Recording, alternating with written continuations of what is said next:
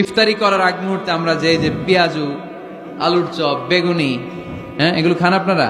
রুহাবজা শরবত খান নাকি? এই যে সাজায় রাখা হয় ডিজাইন করে, এইগুলো রেখে যখন দোয়া করেন, এই দোয়াটা আল্লাহ শুনে খো।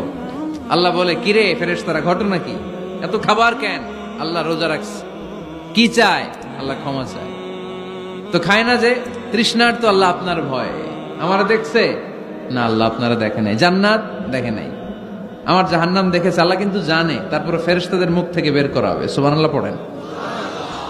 আমার জাহান্নাম দেখেছি কিনা বলো। ফেরেশতারা বলে, না জাহান্নাম দেখে নাই।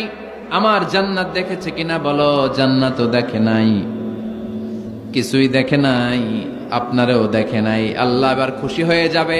আমার খুশির জন্য, আমার ভয়ে তৃষ্ণার্ত ক্ষুধার্ত সামনে খাবার হাত বাড়ালেই খেতে পারে, গ্লাসটা তুললেই পান করতে পারে, আমার ভয়ে খায় না।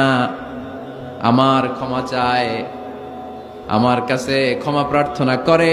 এখন আমার বান্দা যা দোয়া করবে, বান্দার সব দোয়া আমি কবুল করে নেব।